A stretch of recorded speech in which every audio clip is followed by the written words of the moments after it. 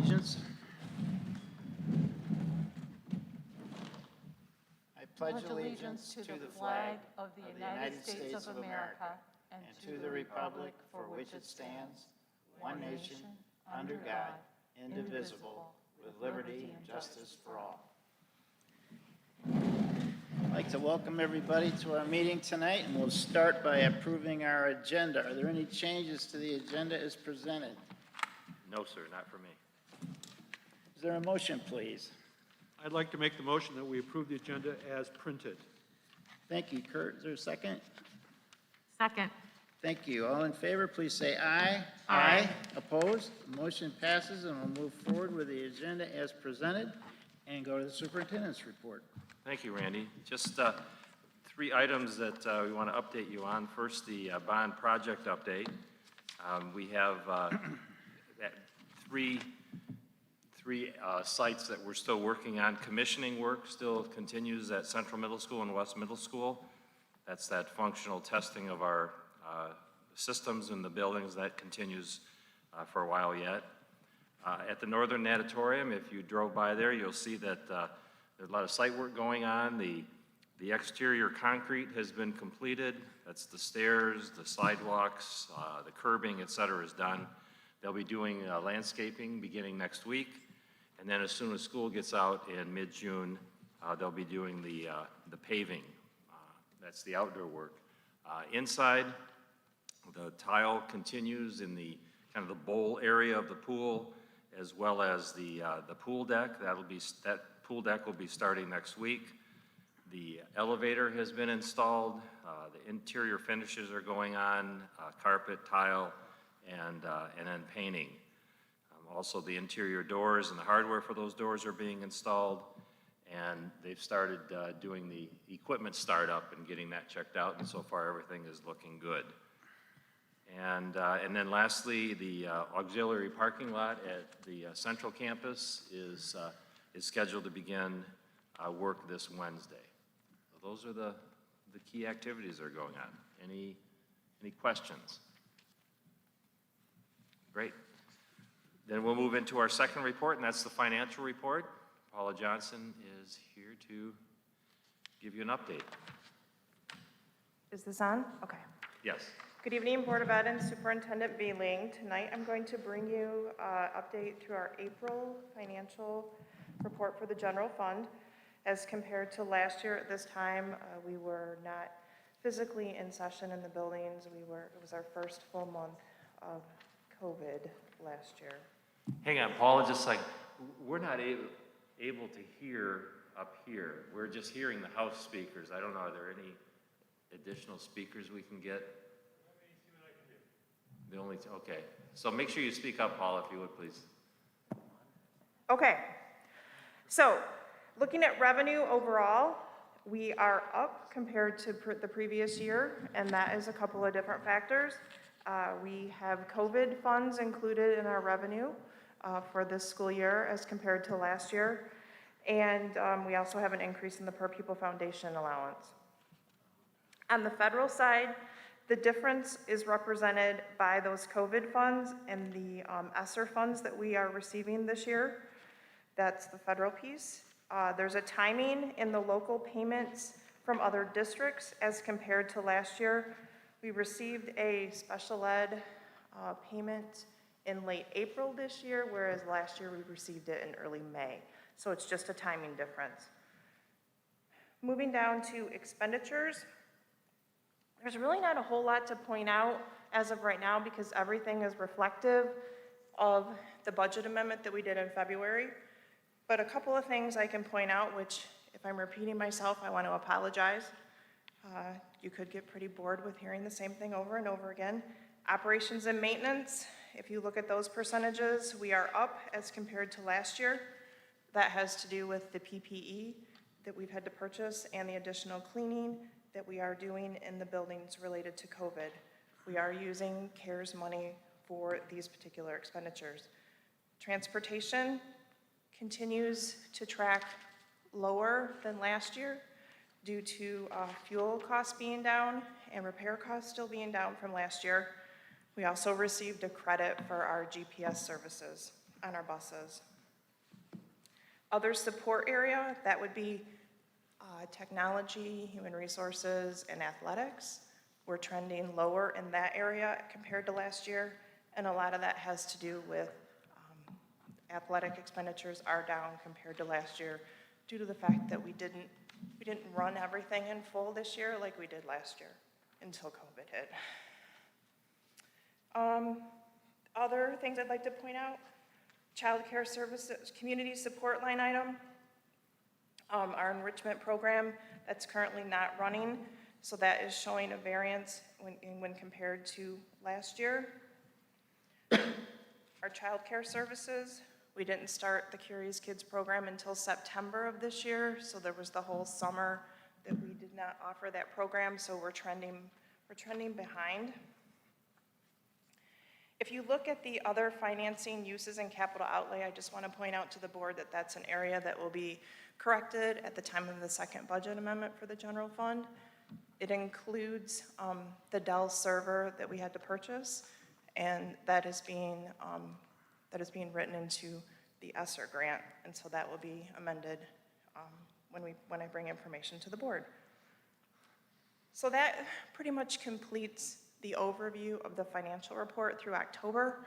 Are there any questions right now before I move on with some other updates? Okay. Thought I'd touch on the Consensus Revenue Estimating Conference, also referred to as the CREC.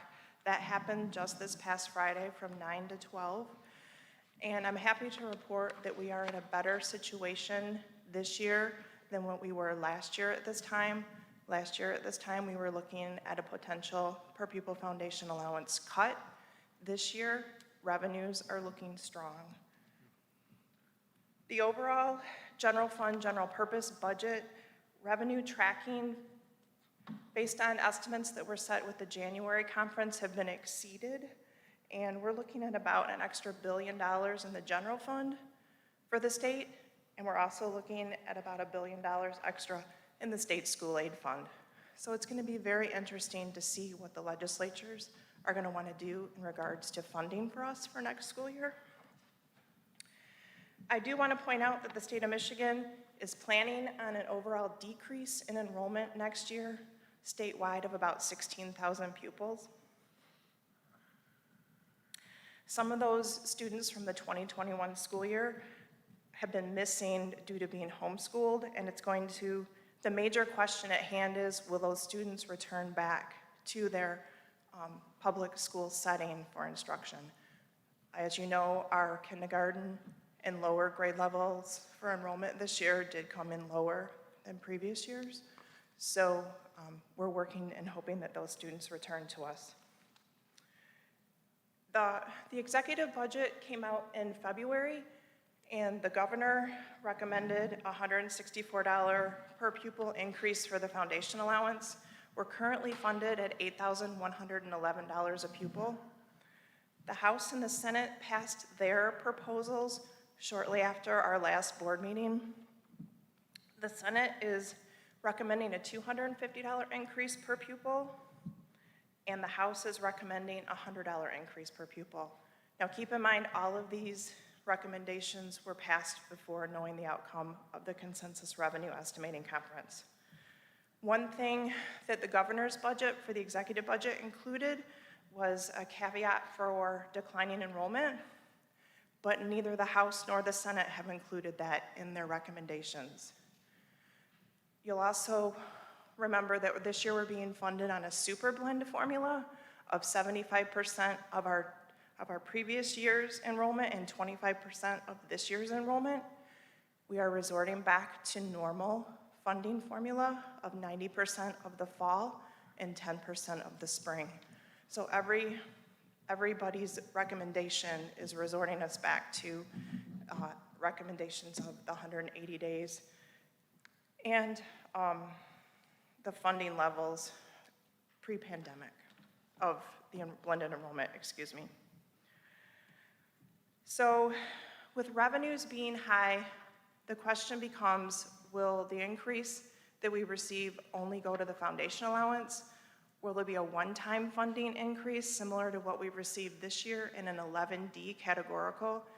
If you recall, we're getting $65 extra per pupil that's not rolled up into the foundation allowance. Rumor has it, I've heard that they could potentially buy down the MIPSR's rate with some of the extra funding. It's just going to be very interesting to see what does happen with the budget based on the fact that there is this extra funding available. Currently, the budget is working through conference committee. The governor is working alongside of them this time. I'm hoping that we are going to hear something soon as to what our final outcome could be for funding. Wanted to give the board a quick update on where I am at in regards to my budget process for you. My office, we are currently working on amending the general fund for the second budget amendment. We are also working on a preliminary budget for 21-22. You will receive amendments on the debt fund, the building site and sinking fund, the lunch fund, the school services, the bookstore. That's the first amendment for 2021. You'll receive that information in your next board packet. One thing that I do want to bring to your attention is I'm planning to give you a preliminary 21-22 budget in your packet. The financial will not be as informative as what you have received. The additional pieces will come, the executive summary and all of those other reports will come at a later time. I'm wanting to hold off to see if I can get solid information in regards to funding to incorporate that into the preliminary budget for you. So I just want to make you aware that it's going to look just a little bit different, but you're still going to get the same pieces that you've always got. That is all that I have right now in my financial report. Are there any other questions? Thank you. Thanks, Paula. Okay, our third update this evening is from Dr. Pasco and Mr. Huber, and a little update on our planning for next fall. All right. Well, good evening, Superintendent Beelang, trustees. During our last presentation, we had stated we'd provide you with some updated information, particularly on the PPS virtual learning program for the 21-22 school year. Mike's just getting the screens loaded, and we'll plan to do that this evening. Just to restate some of the things that we said last time around as we look to plan for the fall, face-to-face in-person instruction is our main modality, where we'll continue to deliver our PPS curriculum based on the Michigan academic standards, 5 days per week. There was some things out in the community thinking that potentially we would remain on a 4-day schedule. That's not the case. We plan to come back 5 days a week. We'll continue to follow those safety and health protocols, CDC, MDHHS, work closely with the health department as we go. There's been a few changes over the past few weeks, and it looks like there's a few that are headed just around the corner, so we'll continue to keep up to speed with the changes in the orders as we get closer to August. All right, so our virtual offering this is our secondary mode of instruction. It will serve a smaller percentage of our families. On the next slide, we'll show you a table with specific numbers as of today. The K-5 elementary experience, it's a full year commitment. Its daily schedule includes synchronous, large, and small group instruction. It'll be balanced with some asynchronous lessons built in. Again, it's a 5-day per week program using our curriculum and our PPS teachers. We are excited to build this program kind of as its own school community. We're designating one special educator within to support those who receive specialized services. That person will also provide some interventions to those who need it. So that's a nice addition to that program. The middle school virtual program is also a full year commitment. That's 100% virtual. So we'll have our core curriculum, that's math, ELA, science, and social studies. They'll be taught by PPS teachers. And students will take one elective and an asynchronous option. Students will also have one home to school connection class taught by a teacher from their home middle school. So that will act more like a virtual seminar where students will receive social emotional learning lessons.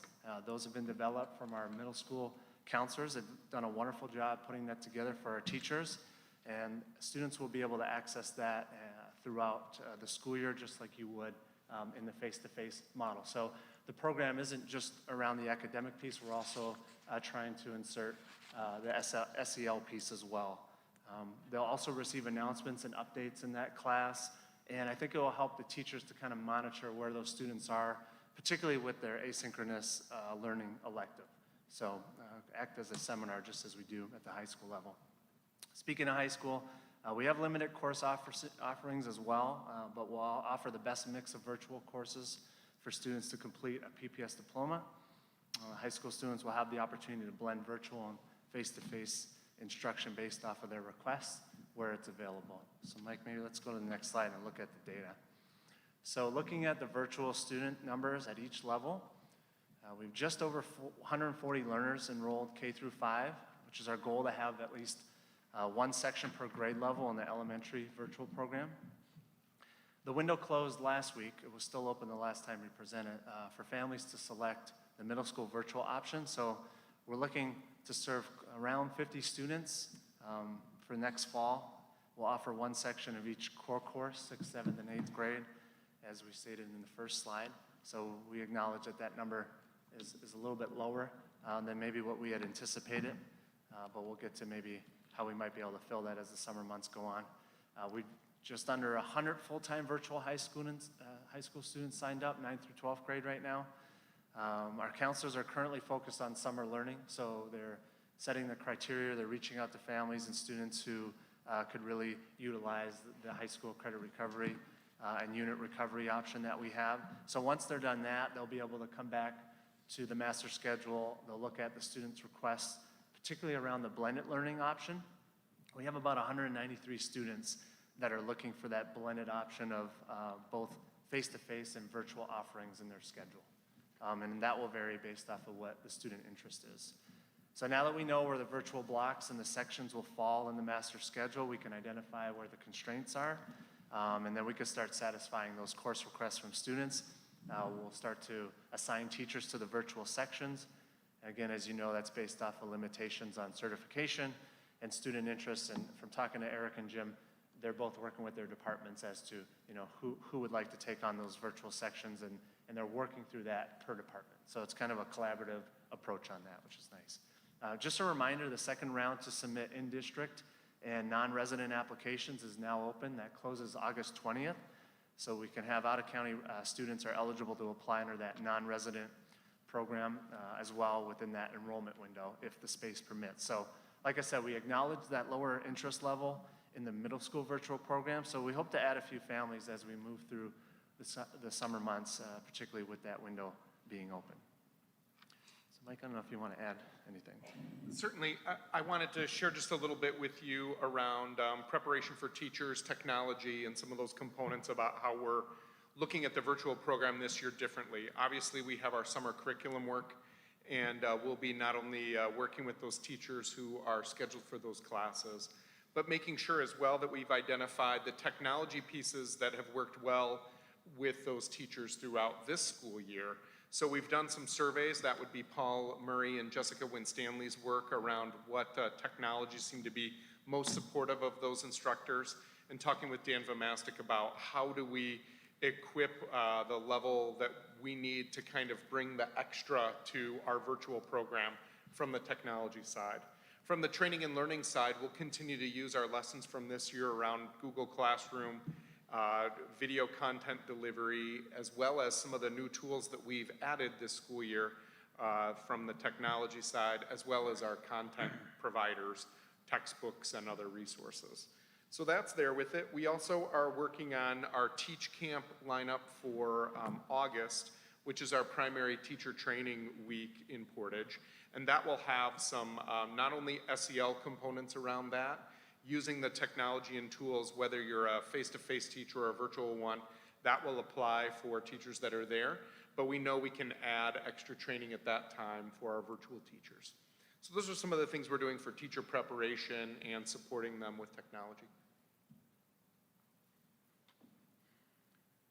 We're also happy to answer any questions you might have about getting ready for virtual this fall or any other fall programming.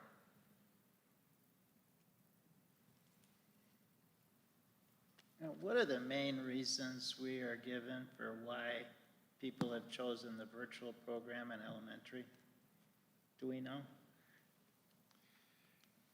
Well, it's probably difficult for us to really dig into all of the reasons. I think some of it is there is a health and safety factor. I think that probably still lies primary. I think there's also a scheduling and presence factor for families. Like, what does the daily schedule look like for them? I think as well, their workplace environment and work expectations play a part in that. We know that child care systems were disrupted and other pieces for families' home life as they navigate home and work have set up conditions for this to be an advantageous program for them.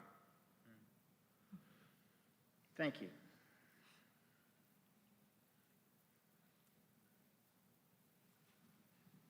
And so at this point, are those, the virtual numbers, are those capped? Or over the summer, can more students come in? Yes, more students can come in during summer.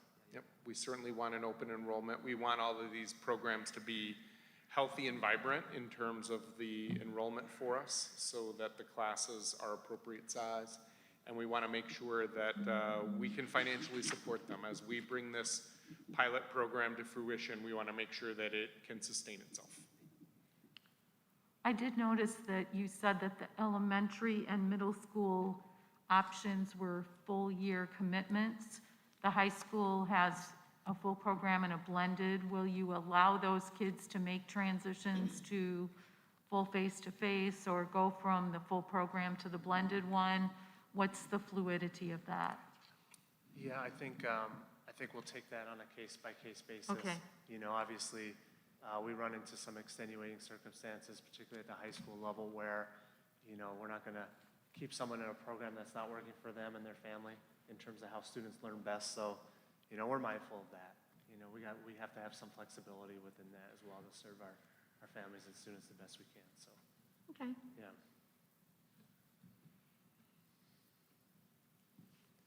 And will the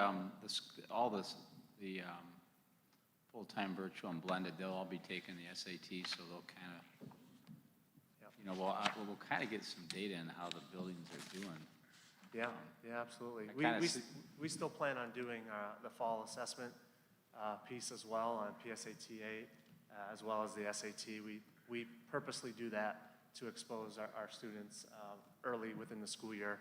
And, you know, we get that data back late November-ish, early December.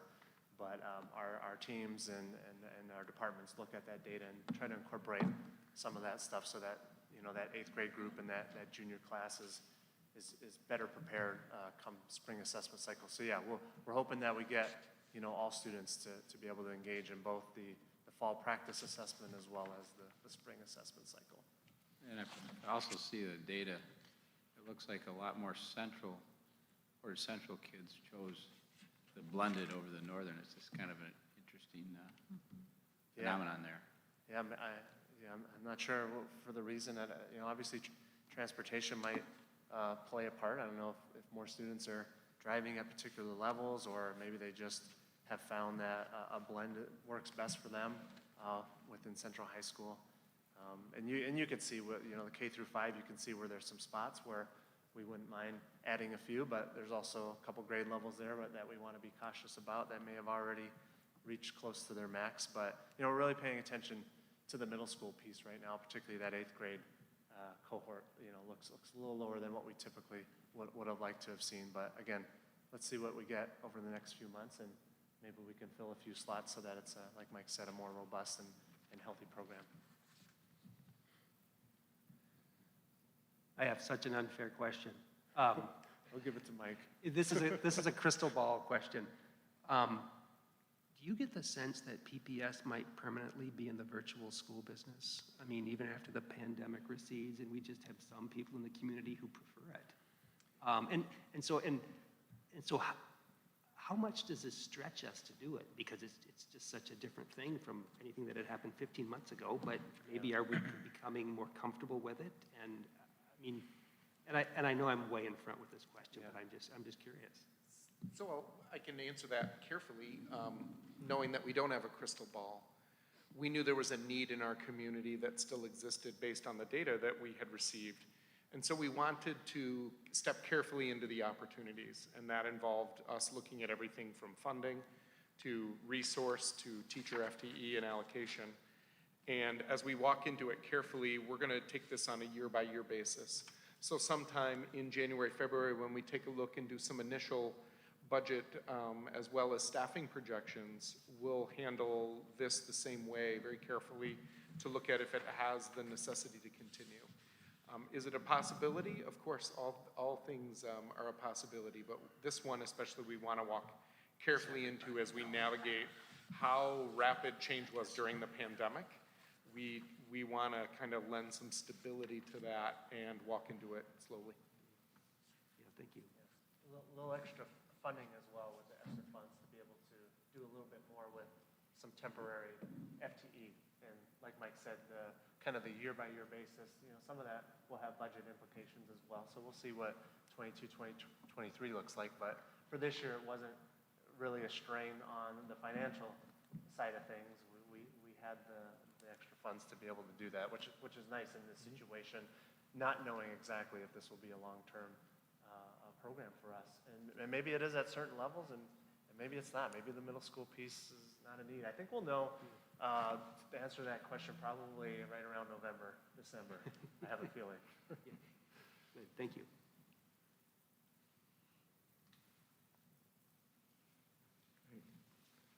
Thank you, Michael and Mike. Appreciate that. Okay. Thank you, guys. Thank you. Good night. And the last thing I'll share with you, and board members are already aware of this, but because it received some interest from the public and was on our agenda last week, was relative to the swimming co-op that was proposed. Usually we have a discussion item one meeting and then take action the next. Portage Northern and Matawan decided not to pursue that cooperative agreement, so that's why it's not on your agenda to act on, and I don't see that as coming up again in the near future. That's all I have. Very good. Thanks, Mark. We'll move to our comments and communications section. Is there anyone who wishes to address the board this evening? Thank you, Michelle. Are there any comments from board trustees?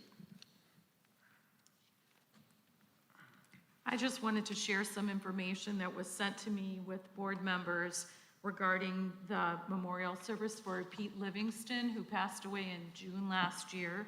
His family is hosting a funeral mass on June 10th at 11 a.m. at St. Monica's Catholic Church, with a reception to follow from 12 to 2 at the Kalamazoo Country Club.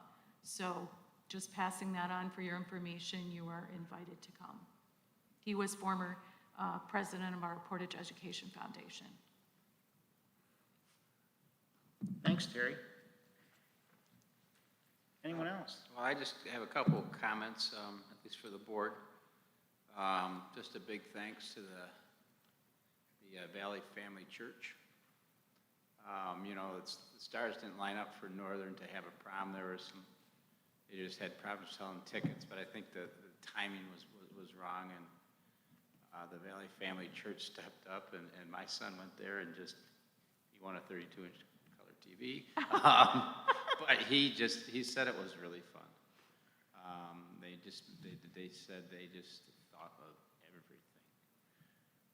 They didn't ask for donations. It was free for all the kids. And I just think it's just an amazing partnership that we can have with, people in this community have with this district. So it's fun. The kids all had a special night. Kids went out for dinner and came there, and then they had, get-togethers afterwards, just like regular prom nights. So just a big shout out to the Valley Family Church. They're a true partner of this community. I'm not a member of the church, but obviously they're a true partner of this community. Also, I think this community has a big loss coming. Kurt would probably acknowledge this with me, but we need to celebrate the retirement of Pete Skirmerhorn. Wow.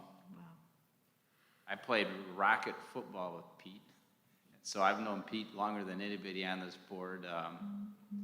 His father, I get emotional because his father, John, was one of my football coaches. We all looked up to the Skirmerhorns, and they always stepped up, and Pete has just been a pillar for this community, for Portage Northern High School.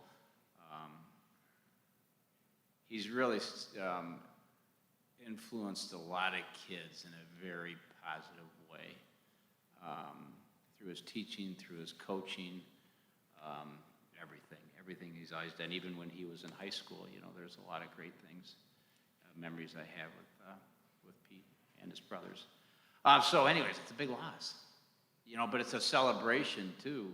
It's not like, you know, not like Pete Livingston, but it's a celebration that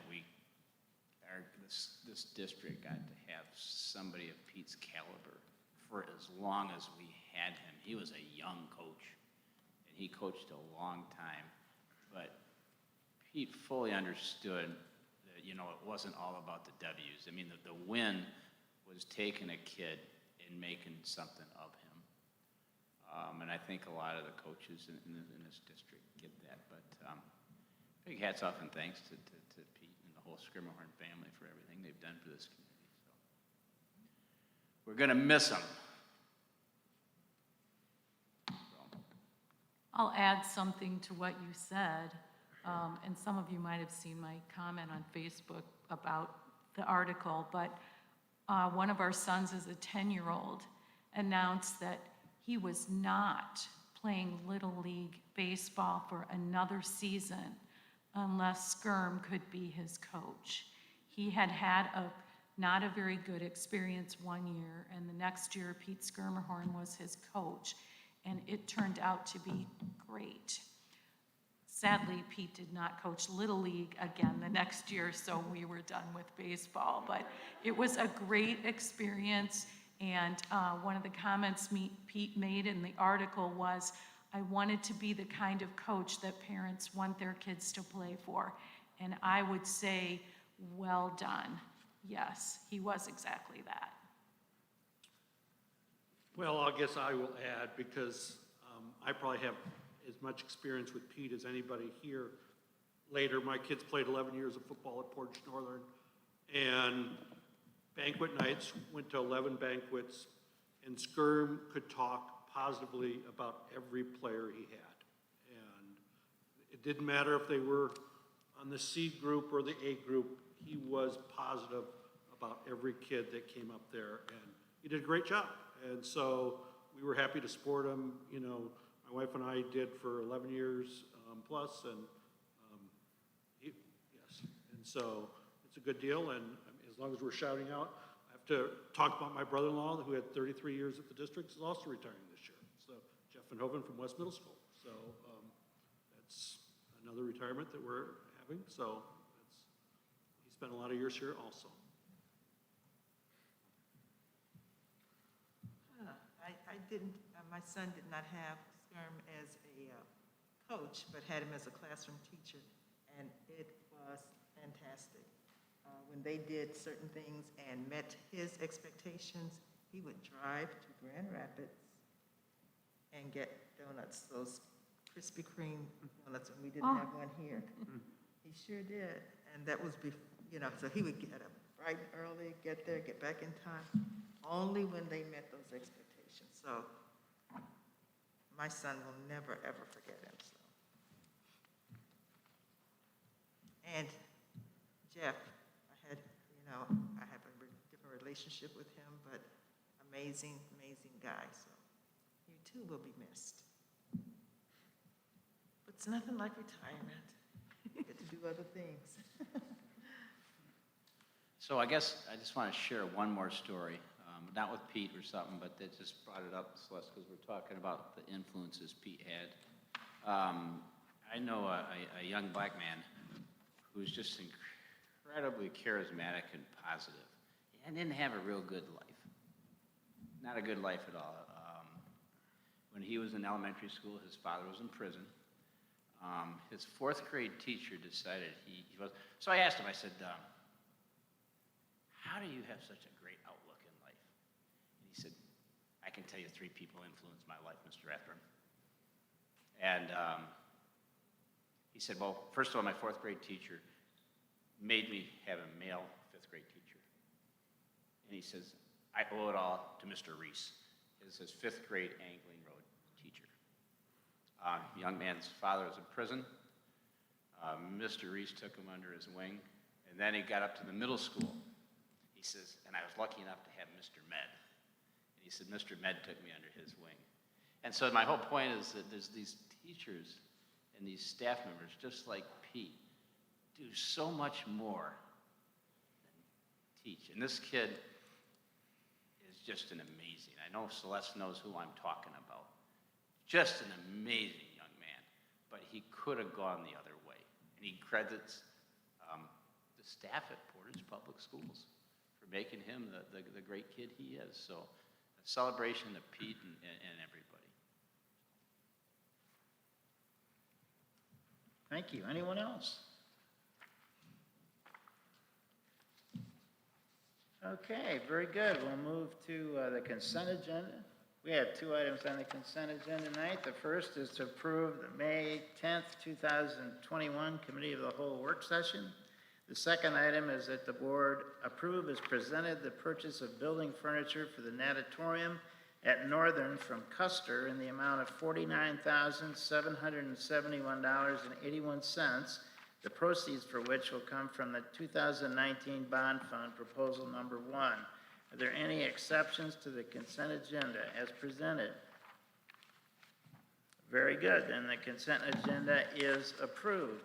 And we'll move now to page 28. Our required action item is approval of the KRESA 2021-22 general fund budget. Is there a motion, please? Yes, Mr. Chairman, I'd like to make the motion the Board of Education adopt the resolution provided indicating support of the KRESA General Education Fund budget for the 2021 and -2022 school year as presented. Thank you. Is there a second? Second. Thank you. Any discussion? All in favor then, please say aye.